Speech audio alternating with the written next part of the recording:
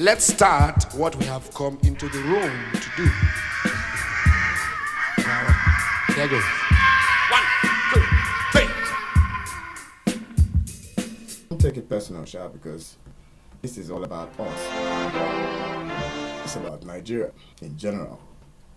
We want to make it a better place. We want to make sure that we get the best out of it. We want to make sure that you know what Nigeria is Nigeria. Not the one that will come out here and will know where we are. You know, we'll be talking. People will be like, who's this guy? Where's this guy from? Anyway, Sha, we know where we are, so let's start from there. Well, like I said, I'm going to start off with some mad tweets, you know.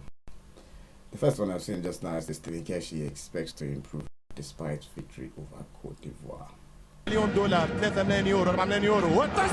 You can't just really just not expect to improve. So that's a daft tweet, to be honest. You know, this was put in by Daily Post Nigeria.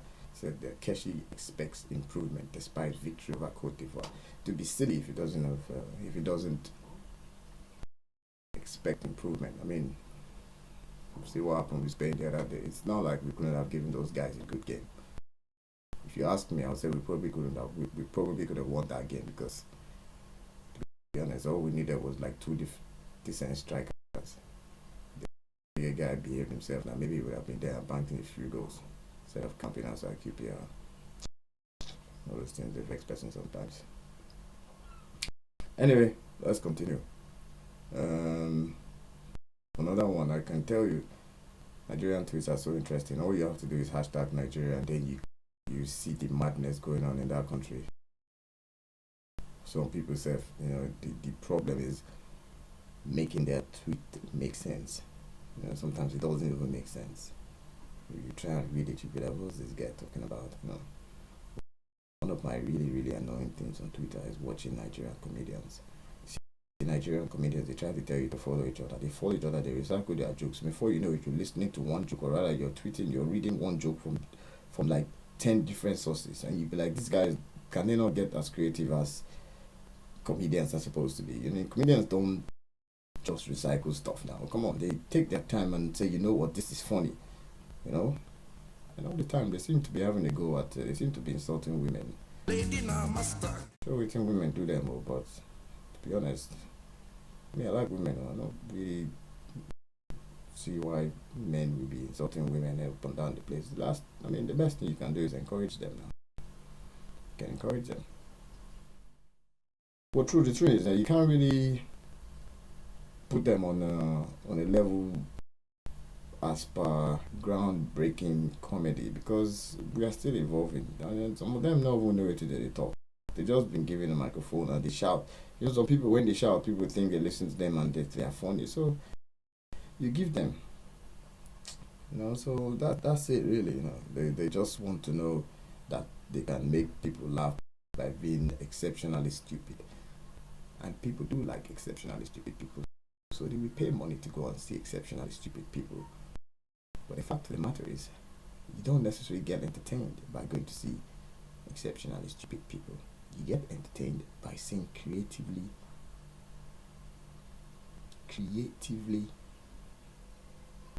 relevant entertainment.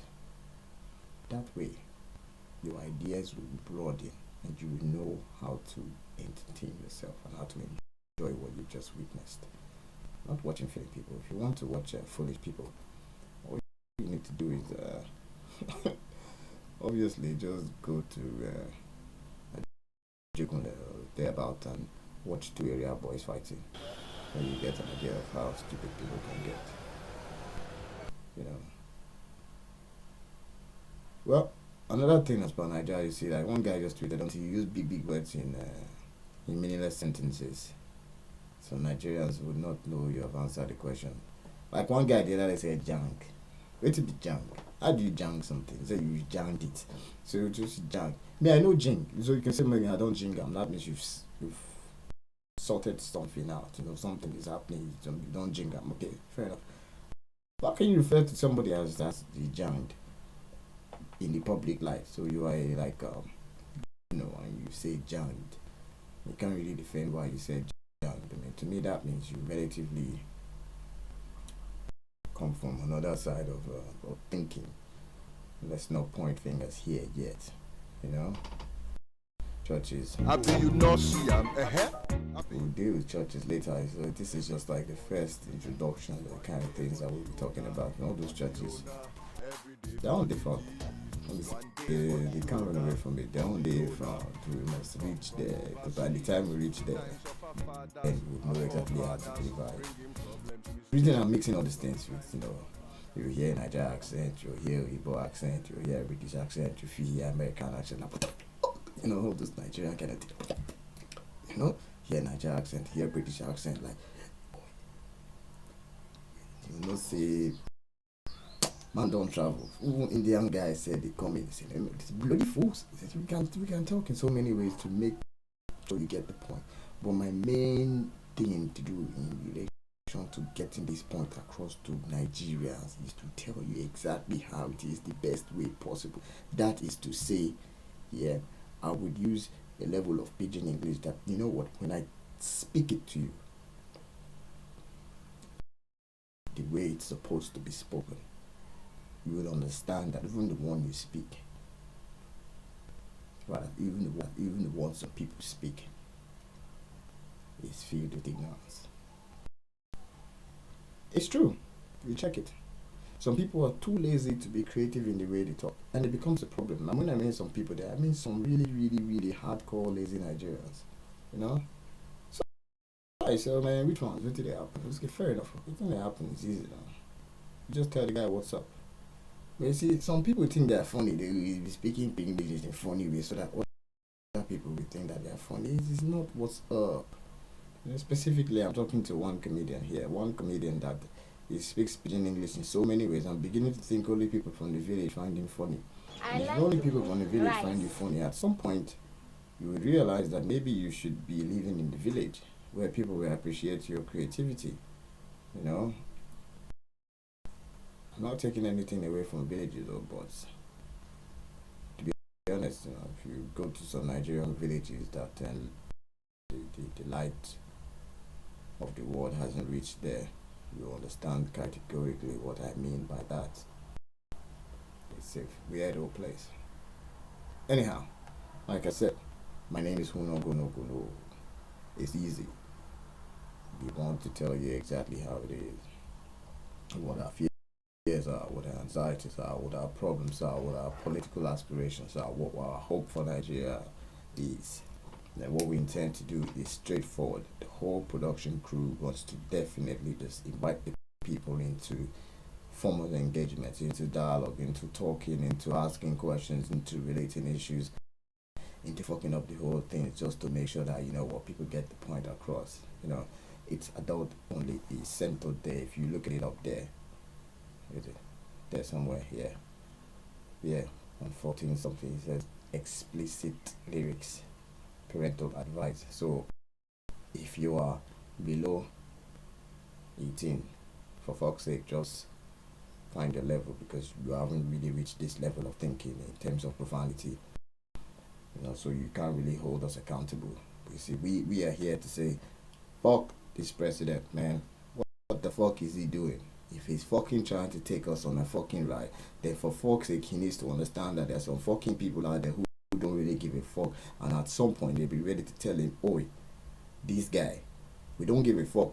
If me and you, they lock me and you in the same room, I wanna die. We are fighting to the end, and trust me, I will beat the living shit out of you before you decide to fuck the whole country up. The only problem is we don't have the opportunity to meet the guy in the room. So what do? We come at them the best way we can. We are not asking for revolution. We are not asking for Egypt kind of thing where they'll be shouting. No, we're saying we're smarter than that. Mandela said the best way to deal with all this kind of people is education. So we educate ourselves on a level so that we can deliver to them and say, oh boy, you are a dunce. Not be saying anything. You are a dunce. You don't know anything. If you know something, you will not be doing things like this. You don't know, that's why. So accept it. Because you are in power doesn't mean you are not a dunce. So you could be a dunce and still be in power. Dunces are very common. But the problem there with dunces is they have so many dunces following them as well. And all these dunces put together, they have collectively some kind of power for vote. You see, they vote for the dunce to be there, and the next thing, the guy is a dunce. But when some of those dunces get a little bit enlightened. Then they realize, like, what the fuck? We just put the dons up there, man. What the fuck did we put that nigga up there for? What the fuck is that don doing up there in that position, man? Fuck the dons.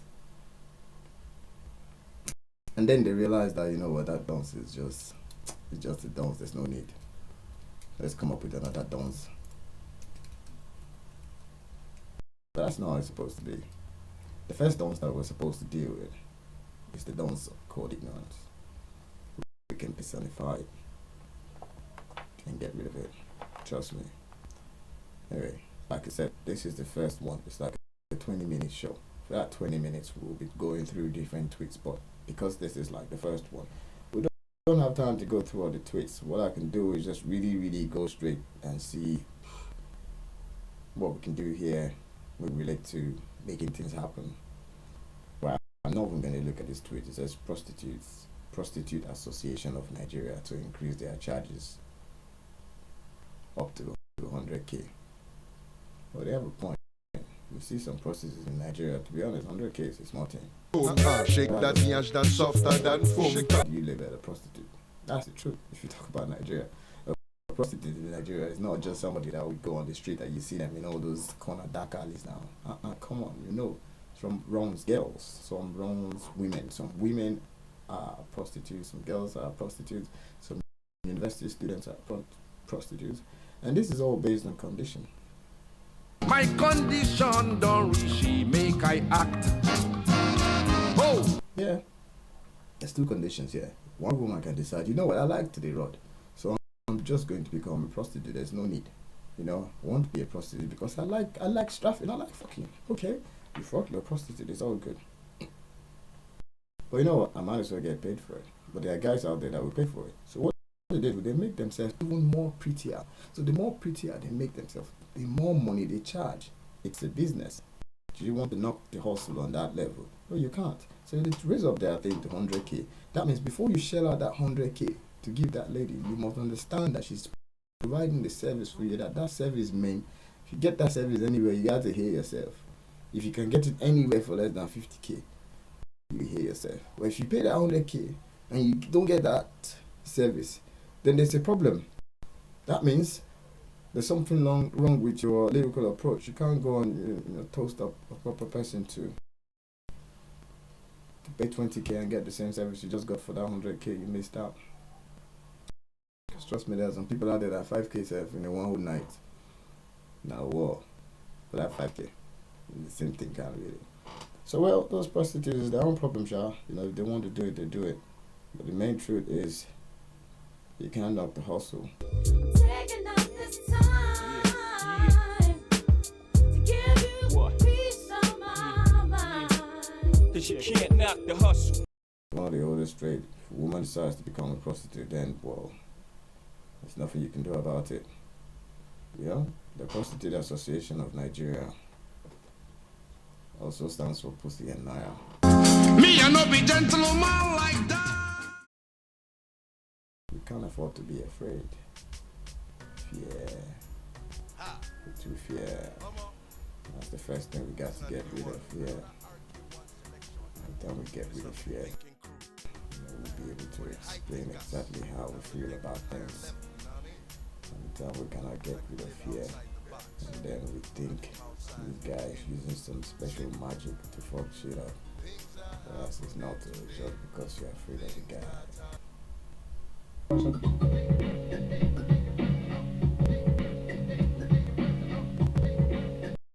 This is who no go, no.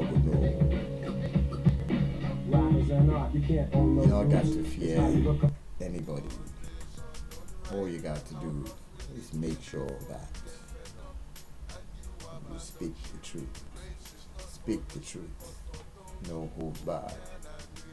We shall see you in the next show, man. Tune in for the thrilling episode. Put up on a hand, wave, shout to the non-stop sound.